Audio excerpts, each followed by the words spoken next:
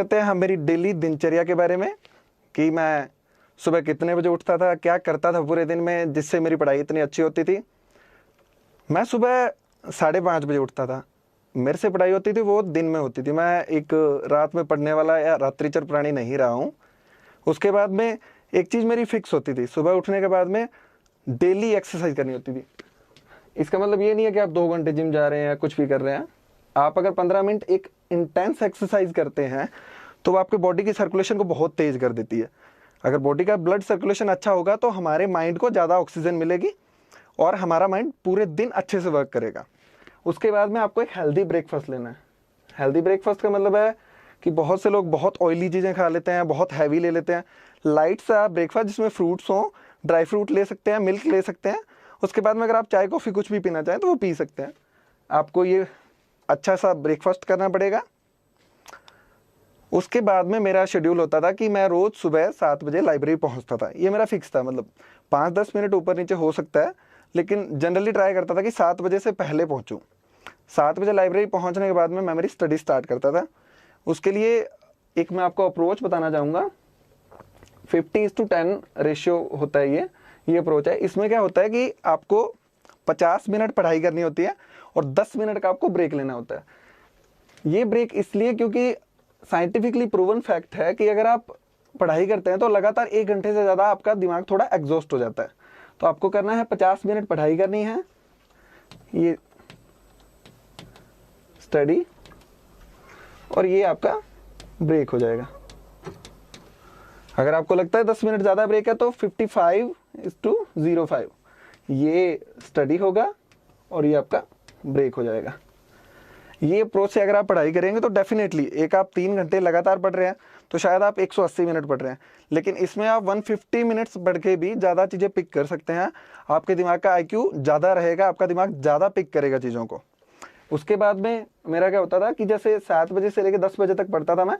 उसके बाद में एक 20 से 25 मिनट का थोड़ा बड़ा ब्रेक लेता था, जिसमें मेरे को थोड़ा कुछ कोई चाय कॉफ़ी पीनी हो या कुछ खाना हो या थोड़ा सा पैदल घूमना हो, तो वो मैं इस टाइम पे करता था कि 3 घंटे के पढ़ाई के बाद में मुझे लगता था मेरा दिमाग थोड़ा थक चुका है, तो मैं 20 से 25 मिनट का एक ब्रेक ले लेता था।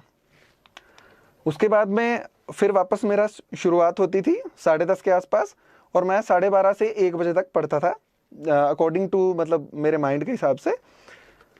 इस टाइम पे मैं लंच करता था। लंच में जनरली मैं ट्राई करता था कि थोड़ा वेजिटेबल्स लूँ और थोड़ा सा लाइट लंच, इतना हैवी नहीं कि उसके बाद में मैं सो ही रहा हूँ 2-3 घंटे तक। थोड़ा लाइट लंच और वेजिटेबल्स, ये चीज़ें मस्ट है।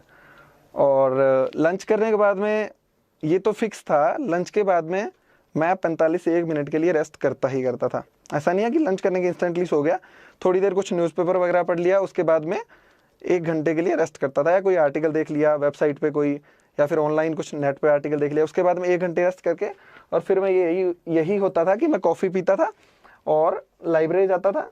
फिर वही मेरा लाइब्रेरी जाने के बाद 50:10 का शेड्यूल, और 3 बजे से लेके 5:30 के आसपास मैं 20 से 25 मिनट का ब्रेक लेता था,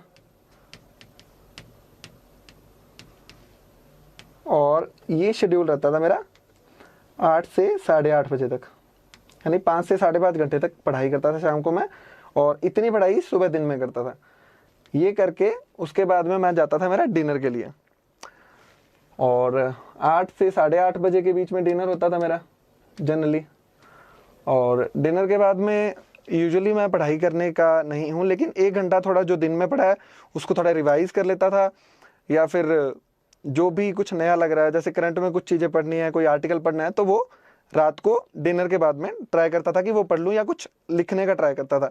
और उसके बाद में रात को 11:30 बजे मेरा फिक्स होता था कि मुझे सोना है। ट्राई करता था कि इसमें फ्लक्चुएशन ना हो, क्योंकि अगर आप सोएंगे नहीं तो सुबह उठ नहीं पाएंगे 5:30 पे, तो इसमें ±15 हो जाता था कि कई बार 15 मिनट पहले सो जाता था, कई बार 15 मिनट बाद में सोता था।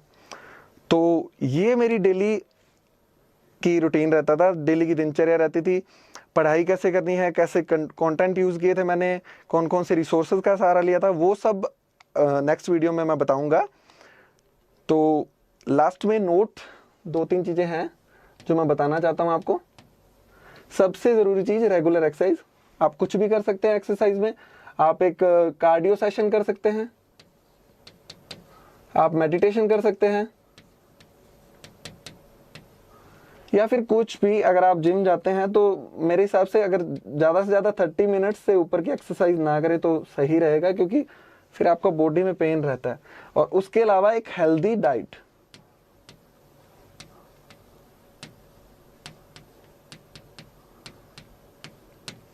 क्योंकि अल्टीमेटली यूपीएससी है वो माइंड का गेम है, तो आपको अपने माइंड को अगर आप हेल्दी रखेंगे तो आपकी पढ़ाई भी बहुत अच्छी होगी।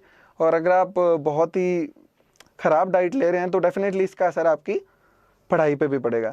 तो 2 चीज़ें सबसे ज़रूरी है, पढ़ाई तो करनी ही करनी है, उसके अलावा एक आपको रेगुलर एक्सरसाइज करनी है और एक हेल्दी डाइट आपको रखनी है।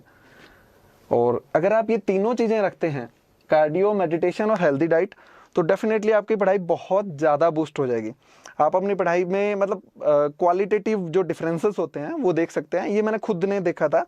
और हेल्दी डाइट के लिए अगर आपको देखना हो तो जैसे गूगल पे, इंटरनेट पे आप बहुत सारी चीज़ें देख सकते हैं। Foods that are good for brain, foods are that makes you active all day. इस टाइप से अगर आप कुछ लिखते हैं तो आपको बहुत सारे फूड मिल जाएंगे, उसमें से कुछ चूज़ कर लीजिए according to your interest, according to जो भी आपको सही लगता है वो फूड आप कर सकते हैं। बहुत ज़्यादा कॉस्टली भी नहीं होते। तो ये सब